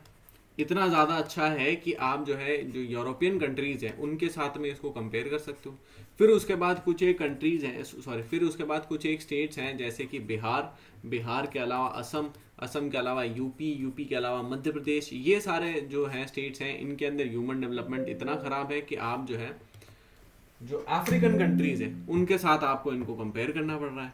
तो भाई ये तो बहुत ज़्यादा मतलब अजीबोगरीब बात हो गई, ठीक है। तो यहाँ पे बात ये आती है कि जो इतना ज़्यादा स्टार्क डिफरेंस है, इतना बड़ा वाला जो डिफरेंस है, इस डिफरेंस के क्या क्या रीजंस हैं उनको समझते हैं अपन। चल मैं तो इनके रीजंस देखो। ईस्टर्न यूरोप यहाँ पे ये सब देखो, देखिए ये चंडीगढ़ वगैरह ये ईस्टर्न यूरोप, ज़्यादा यूरोपियन वो वाली नॉर्वे स्वीडन तो नहीं, लेकिन ईस्टर्न यूरोपियन कंट्रीज़ के साथ में तो आप गिन नहीं सकते उनको। Very high level of human development है, ऑल दो ईस्टर्न यूरोपियन कंट्रीज़ का भी इतना भी बहुत ज़्यादा नहीं है। वाकई अगर वेरी हाई अगर आपको देखना है तो वो स्कैंडिनेवियन कंट्रीज़ है, ठीक है। स्कैंडिनेविया के बाद फिर वेस्टर्न यूरोपियन है, वेस्टर्न यूरोपियन के बाद फिर सदर्न यूरोपियन है, सदर्न के बाद फिर ईस्टर्न यूरोपियन आती है। ईस्टर्न यूरोपियन में दूर है ना। फिर उसके बाद क्या चीज़ है, बिहार, उत्तर प्रदेश, मध्य प्रदेश, झारखंड वगैरह यहाँ पे ये सब अपन ने देख लिया। उड़ीसा, राजस्थान, वेस्ट बंगाल, इनका भी जो डेवलपमेंट है बहुत ज़्यादा कम है। उसके अलावा अफ्रीका के अंदर कॉन्गो, केन्या, घाना, नामीबिया, इनके बराबर यहाँ पर डेवलपमेंट है तो हम ये तो भाई यार अजीब सी बात हो गई, ठीक है। मैं खुद राजस्थान में रहता हूँ तो ये अच्छी बात नहीं है ना, ठीक है। ऐसा नहीं है कि भाई मैं फिगर को रिफ्यूट कर रहा हूँ, बात सही है और बात अच्छी नहीं है, ठीक है। फिर उसके बाद क्या है, to its high literacy rates. Now what are the reasons are कि ये जो ऊपर वाले जो स्टेट्स हैं, जैसे कि जो दिल्ली हो गया, केरला हो गया, है ना, अपना सिक्किम वगैरह हो गया, यहाँ पर क्या चीज़ है, यहाँ पर हाई लिटरेसी रेट्स हैं, रोबस्ट हेल्थ केयर इंफ्रास्ट्रक्चर है। जैसे दिल्ली के अंदर एजुकेशन और इंफ्रा के ऊपर, ये हेल्थ के ऊपर कितना फोकस है सबको पता है। केरला के अंदर एजुकेशन इंफ्रा के ऊपर, सॉरी हेल्थ के ऊपर कितना शानदार फोकस है, पूरी दुनिया को पता है, ठीक है। उसके अलावा क्या चीज़ है, रिलेटिवली हाई इनकम लेवल्स भी हैं दिल्ली के अंदर हो गया। सिक्किम में तो इतना नहीं है, देखो टू बी वेरी ब्रॉड, ठीक है, सिक्किम में इतना नहीं है, लेकिन गोवा के अंदर, दिल्ली में, केरला में, यहाँ पर इनकम लेवल्स भी काफ़ी ज़्यादा है, काफ़ी बहुत अच्छी है, ठीक है। पॉवर्टी लेवल्स की अगर अपन बात करें तो लो लिटरेसी रेट्स है, उसके अलावा पुअर हेल्थ केयर इंफ्रास्ट्रक्चर है ना। अब रीजंस क्या क्या हैं, क्या क्या ये जो वहाँ पे ये जो रीजंस हैं जिसकी वजह से इतना ज़्यादा डिस्क्रिपेंसी है, तो उसके अंदर जो टॉप 10% है इंडियन पॉपुलेशन, उसी के पास पूरी 77% वेल्थ है ठीक है, टॉप 10% के पास ही पूरी 77 वेल्थ है, बाकी आपके और मेरे जैसे लोग गवर्नमेंट एग्जाम के पीछे भाग रहे हैं, ठीक है। India has made significant progress in reducing poverty and increasing access to healthcare and education and quality of such services remains a concern, ठीक है। तो अब यहाँ पे क्या चीज़ समझना है इस बात को, एजुकेशन बहुत बड़ी है। अब अगर एजुकेशन के अंदर डेटा की बात करें तो अपना पास जो प्राइमरी एजुकेशन है वो नियर यूनिवर्सल लेवल की है, लेकिन उसमें क्वालिटी किस टाइप की वो भी तो मैटर करता है ना, ठीक है। टीचर आ रही है, टीचर भी कैसी, वो एक वो बीच में टीचर ने एक वो क्या चीज़ आई थी, मुझे याद नहीं, हाँ नटूरे फटूरे, ठीक है, NATURE, ठीक है what is this is nature, ठीक है। Then there is FUTURE, what is this is future. एक मैडम थी, ठीक है, वो कहाँ पर थी, सरकारी एक स्कूल के अंदर थी, वो इसको पढ़ा रही नटूरे, ठीक है, इसको पढ़ा रही फटूरे, तो अब इस टाइप की एजुकेशन है, ठीक है इस टाइप की एजुकेशन है। तो ये तो यार मतलब खाली एजुकेशन देना ही काम नहीं होता ना, मतलब ये तो आप ऐसी बात हो गई कि हम तो कुछ भी खाए जा रहे हैं, कुछ भी खाने से काम नहीं चलता ना, ठीक है, क्या खा रहे हो वो भी मैटर करता है। Human development along side economic growth, इसके ऊपर अपन को फोकस करना चाहिए, एक मल्टी फेसिएटेड अप्रोच की जरूरत है ना। जूम इन करूँ,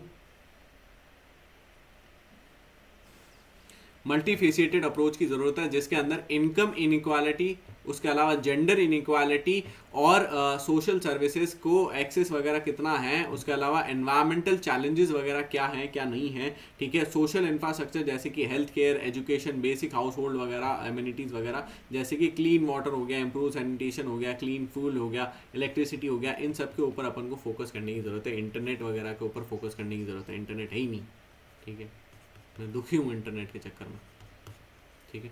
फिर उसके बाद क्या चीज़ है, नेक्स्ट देखो सीरियल सॉल्यूशन, शानदार आर्टिकल है, शानदार एडिटोरियल, बहुत ज़्यादा मिलेट्स के ऊपर फोकस किया जाता है इंडिया के अंदर, मिलेट्स के ऊपर time and again UPSC pre में क्वेश्चन आ चुके हैं, इतनी बार आ चुके हैं कि क्या मैं आपको बताऊं। इस साल जो है 2023, ये जो साल है ये UN ने डिक्लेयर करा है as international year of millets.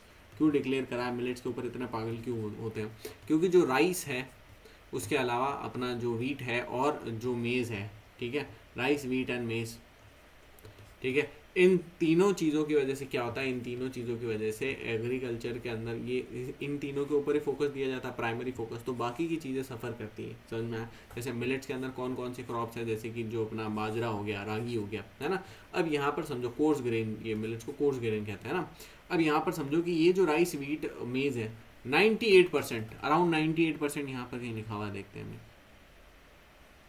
89%, sorry, around 89% जो है वो ग्लोबल सीरियल प्रोडक्शन के अंदर कौन कौन सी चीज़ें हैं, यही सारी की सारी है, राइस, मीट एंड मेज, ट्रोइका। समझना, ठीक है। अब यहाँ पे समझो, अब ये जो तीनों चीज़ें हैं इनको इस तरीके से उगाया जा रहा है जिसकी अब क्या तारीफ करें, ठीक है। इसकी वजह से एनवायरनमेंट के ऊपर बहुत ज़्यादा नुकसान होता है, सस्टेनेबिलिटी के ऊपर नुकसान होता है, जो वाटर रिसोर्सेज हैं उनके ऊपर नुकसान होता है। उसके अलावा जो अपनी ये है, क्या नाम है, फर्टिलाइजर्स वगैरह और अदर प्रॉब्लम्स हैं, वो सारी प्रॉब्लम्स क्रिएट होती है। समझना। ग्लोबल कॉन्फ्रेंस ऑन मिलेट्स एक हुई थी, ग्लोबल कॉन्फ्रेंस ऑन मिलेट के अंदर डोर टू प्रॉस्पेरिटी के तौर पे मिलेट्स को देखा गया, कॉर्नर स्टोन ऑफ न्यूट्रिशन, और ये क्लाइमेट चेंज के अगेंस्ट लड़ने के लिए बहुत ज़्यादा इसको इंपॉर्टेंस दी जा रही है। 2023 को international year of millets declare करा गया है यूएन के द्वारा, ये मैंने आपको बता दिया है। अपन यहाँ पे मिलेट्स को श्री अन्न कहते हैं, क्या कहते हैं, श्री अन्न कहते हैं। देखो प्री में तो क्वेश्चन आते ही आते हैं डेफिनेटली, मेंस के अंदर क्वेश्चन आ जाए कोई बड़ी बात नहीं है, और मेंस के अंदर भी हो सकता है क्वेश्चन आया हो, मैंने ध्यान नहीं दिया हो, ठीक है। श्री अन्न के अंदर मतलब बेस्ट अमंग ग्रेन्स, है ना। उसके अलावा क्या चीज़ है, तो जैसे सोरगम हो गया, बाजरा हो गया, रागी हो गया, ये सारे के सारे इसके अंदर मिलेट्स के अंदर आते हैं। इन्हें आराम से एरिड रीजन्स के अंदर भी, एरिड सॉइल्स के अंदर भी उगाया जा सकता है। पंजाब वैसे क्या है, पंजाब जो है एक एरिड रीजन है, क्योंकि पंजाब अब पंजाब है नहीं, कभी हुआ करता था। अब पंजाब का मेजॉरिटी पार्ट तो चला गया पाकिस्तान में, इंडिया के अंदर अब वो दोआब रह गया है, समझ में है, ठीक है। 2 ही रिवर है, बाकी की 5 रिवर्स तो है नहीं। अब उन दोआब के अंदर भी जो है जितना क्लाइमेट चेंज वगैरह और उन सारी एक्टिविटीज़ की वजह से वैसे भी ज़्यादा कुछ जो है हीट वेव्स वगैरह की वजह से ऐसा कुछ उनकी वहाँ पर जो सॉइल है इतनी ज़्यादा फर्टाइल नहीं है कि आप राइस को ग्रो करो, फिर भी भयानक मात्रा के अंदर राइस ग्रो करते हैं। इससे क्या चीज़ होती है, वाटर, एक तो वाटर रिसोर्सेज बर्बाद होते हैं, दूसरा जो अपना फर्टिलाइजर्स हैं, ठीक है, फर्टिलाइजर्स हैं, फर्टिलाइजर्स का एक्सेसिव यूज़ करते हैं जिससे 10,000 टाइप की बीमारियां होती हैं। जैसे कि एक ट्रेन चलती है जलंधर से लेकर के बीकानेर, क्योंकि बीकानेर के अंदर एक हॉस्पिटल है, कैंसर हॉस्पिटल, बड़ा कैंसर हॉस्पिटल है, तो जलंधर से लेकर के बीकानेर एक ट्रेन चलती है, इसकी ट्रेन का नाम ही कैंसर ट्रेन हो गया, कैंसर एक्सप्रेस, क्योंकि यहाँ पे इतने कैंसर के पेशेंट्स इस ट्रेन के अंदर होते हैं, क्या तारीफ़ करें उसकी, ठीक है। फिर उसके बाद क्या है, एरिड सॉइल वगैरह हो गया, लेस ससेप्टेबल टू पेस्ट, ये जो ये ग्रेन्स होते हैं, कोर्स ग्रेन्स होते हैं, ठीक है, ये पेस्ट से भी लेस ससेप्टेबल होते हैं, मतलब पेस्ट भी यहाँ पे ज़्यादा नहीं लगते हैं, ठीक है। और सुपर फूड अगर ये इतना ही ज़्यादा है तो इसको ग्रीन रेवोल्यूशन के अंदर इतना ज़्यादा बूस्ट क्यों नहीं मिला, उसको समझते हैं। क्योंकि जो ग्रीन रेवोल्यूशन के अंदर जो यहाँ पे समझना, दिस इज़ इंपॉर्टेंट, क्यों पागल हुआ मैं, क्योंकि जो राइस है, वीट है, इनकी यील्ड बहुत ज़्यादा है, ठीक है। एक 100 हेक्टेयर का अगर आपका लैंड है तो यहाँ पे लेट्स से यहाँ पे इसकी 100 क्रॉप्स हो जाएगी, ठीक है, जो बाजरा, रागी वगैरह है, वहीं इनकी 200 क्रॉप्स होगी। तो आदमी क्या उगाना चाहेगा, यही उगाना चाहेगा ना, सिंपल सी बात है, समझना। फिर उसके बाद क्या, ट्वाइस और थ्राइस पर एकड़, ठीक है, और कपल्ड विद गारंटीड प्रोक्योरमेंट, इसके साथ में एमएसपी के अंदर फंसे हुए हैं, गवर्नमेंट जो है एमएसपी के कंटिन्यूस साइकिल के अंदर फंसी हुई है, जिससे बाहर नहीं निकल सकती है ना, और बाहर नहीं निकल सकती जिसकी वजह से क्या होगा, जिसकी वजह से जो राइस, वीट और कॉम्बिनेशन वगैरह इन सब चीज़ों की वजह से जो है फूड सिक्योरिटी तो क्रिएट हो जाती है, लेकिन ड्रॉट्स के केस के अंदर भी कौन काम आएगा, तो मिलेट्स काम आएंगे, ये सब काम नहीं आएंगे, ध्यान रखना। सस्टेनेबल एग्रीकल्चर की तरफ अपन को ले जाएंगे, और जो ग्लोबल पेनिशिया है उसकी तरफ अगर अपन ये मिलेट वगैरह को पहुंचा देते हैं तो फाओ ने, फूड एंड एग्रीकल्चर ऑर्गेनाइजेशन जो ये यूएन की है, ठीक है, यूएन की है फाओ, इन्होंने क्या बोला है, इन्होंने बोला है कि ये जो राइस, वीट और मेज़ है, ठीक है, इनका ही ग्लोबल के अंदर, पूरे वर्ल्ड के अंदर, सिर्फ इंडिया के अंदर ही नहीं बल्कि पूरे वर्ल्ड के अंदर 89% जो प्रोडक्शन होता है सिर्फ इन्हीं चीज़ों, इन्हीं तीनों का होता है ना। डायट्री शिफ्ट, सोलो प्रोसेसेस वगैरह, ये सारी एक चीज़ें हैं। क्वेश्चंस को डील करते हैं, फटाफट अब आ जाते हैं, ठीक है, क्लास वैसे भी लंबी हो चुकी है। आई होप इसके अंदर आपको सब कुछ समझ में आया, कोई डाउट्स नहीं हो, ठीक है। कोई डाउट्स हो तो अब आप जो है कमेंट सेक्शन के अंदर लिख देना, या फिर वैसे लिख देना, मैं वैसे ही आपको जवाब दे दूँगा, ठीक है। अभी फटाफट इसको खत्म करते हैं। Questions from CA, which of the following countries are part of G20, इसमें से कौन कौन सी कंट्री G20 का पार्ट है, क्या जापान पार्ट है, हाँ है, क्या चाइना पार्ट है, हाँ है, क्या मैक्सिको पार्ट है, हाँ है, क्या इंडोनेशिया पार्ट है, हाँ है, पढ़ा ना सबको, क्या साउथ अफ्रीका पार्ट है, हाँ है, क्या ब्राज़ील पार्ट है, हाँ है, क्या चिले पार्ट है, नहीं है, चिली पार्ट नहीं है, समझ में आया, क्या अर्जेंटीना पार्ट है, हाँ है, क्या इंडिया पार्ट है, बिल्कुल है, ऑस्ट्रेलिया बिल्कुल है, मलेशिया नहीं, ये भी नहीं है, और न्यूजीलैंड भी नहीं है, समझ में आया, ठीक है। तो फिर यहाँ पर देखो क्या साउथ कोरिया इसका पार्ट है, बिल्कुल है। स्पेन नहीं, इटली हाँ, और फ्रांस भी हाँ। समझ में आया?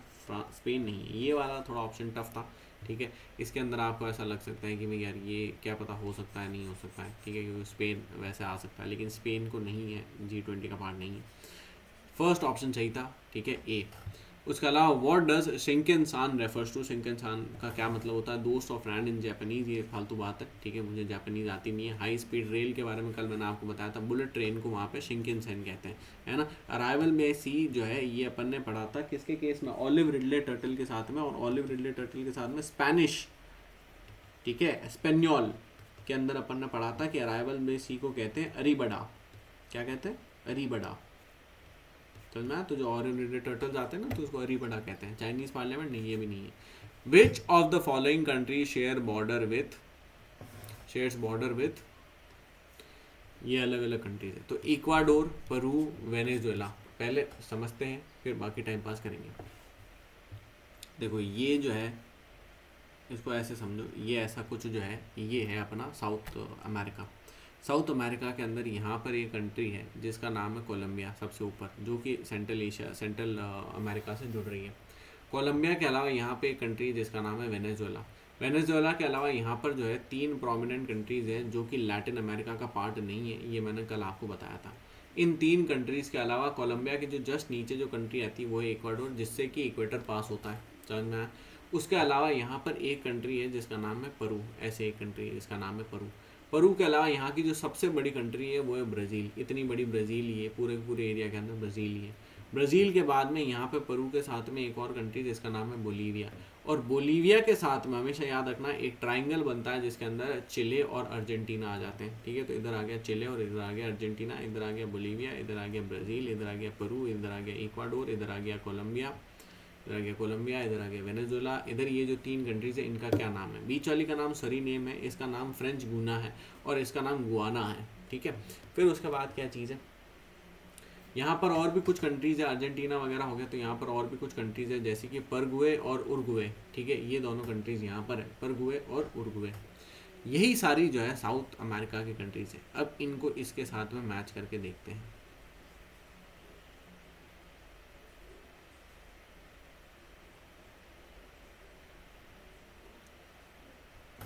तो देखो क्या इक्वेडोर को पेरू, चिली और कोलंबिया जो है टच करती है, ये इक्वेडोर है, ये पेरू है, ये चिली है, चिली नहीं कर रही है, तो ये गलत हो जाएगा, समझ में आया, ठीक है। कोलंबिया करती है, क्या करती है, लेकिन चिली गलत हो गया, तो बात ही खत्म हो गई। पेरू को क्या ब्राज़ील, कोलंबिया, बोलीविया करती है, पेरू को ब्राज़ील करता है, बिल्कुल करता है, कोलंबिया करता है, बोलीविया भी करता है, तो ये तो सही है, एक स्टेटमेंट सही हो गया। वेनेजुएला को कोलंबिया, वेनेजुएला को देखो कोलंबिया बिल्कुल करता है, फ्रेंच गुना करता है क्या, नहीं करता है, यहाँ पर है तीसरा कंट्री है ना, और पेरू करता है क्या, हाँ करता है, तो फ्रेंच गुना तो नहीं करता ना, लेकिन ठीक है, तो ये दोनों करते हैं, तो सिर्फ एक ही, ओनली 1 पेयर, समझ में आया, ठीक है, ये सही जवाब है।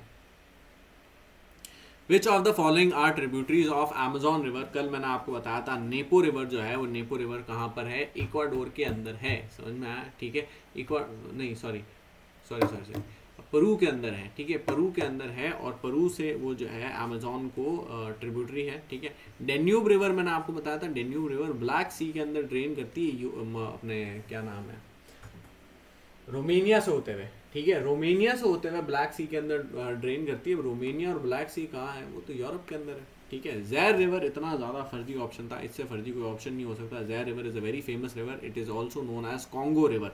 कॉन्गो रिवर कहाँ है, रिपब्लिक ऑफ कॉन्गो के अंदर है। ये रिवर इक्वेटर को 2 बार ऐसे क्रॉस करती है, समझ में आया। वाइट वोल्टा, रेड वोल्टा और ब्लैक वोल्टा, ठीक है, ये तीनों रिवर जो है, ये तीनों रिवर आगे जाके वोल्टा लेक के अंदर जाती है, और ये वोल्टा लेक और ये वोल्टा रिवर्स कहाँ पर है, ये घाना और बुर्किना फासो के यहाँ पर है, समझ में आया, ठीक है। तो ये भी ऑप्शन नहीं बनता है, सिर्फ एक ही ऑप्शन था, नेपो रिवर। फिर क्या चीज़ है, where are Bishri mountains located, Bishri mountains कहाँ है, ये सीरिया के अंदर है, सीरिया के अंदर ही लेक अल असद है, इसके बारे में मैंने आपको बताया था, ठीक है, लेक अल असद है। टर्की के अंदर जो है, टर्की के अंदर दूसरे कुछ माउंटेन्स हैं, ठीक है, लेकिन ये नहीं है, बिशरी माउंटेन्स नहीं है। ईरान के अंदर जो है, ईरान के अंदर जैग्रोस माउंटेन्स है, ठीक है, जैग्रोस और एल्ब्रोस दोनों है, ठीक है, वो नहीं है। जॉर्डन के अंदर ऐसे कोई मेरे ख्याल से खास माउंटेन्स है नहीं, ठीक है। आई होप ये वीडियो आपको अच्छा लगा हो, बहुत ज़्यादा कंटेंट हैवी वीडियो हो गया था, एक बार इसको वापस से रिवीजन कर लें, ठीक है। और वीडियो अगर अच्छा लगे तो वीडियो को लाइक करें, नहीं लगे डिसलाइक करें, कमेंट करें, कुछ भी आपके क्वेश्चंस हैं, क्वेरीज हैं, कोई भी फीडबैक है, पॉजिटिव नेगेटिव कैसा भी, ठीक है, तो उसे कमेंट सेक्शन के अंदर लिखें, शेयर करें ज़्यादा से ज़्यादा दोस्तों के साथ, सब्सक्राइब करें चैनल को अगर अभी तक आपने सब्सक्राइब नहीं करा, और बेल आइकन को अभी तक अगर आपने प्रेस नहीं करा। Thank you.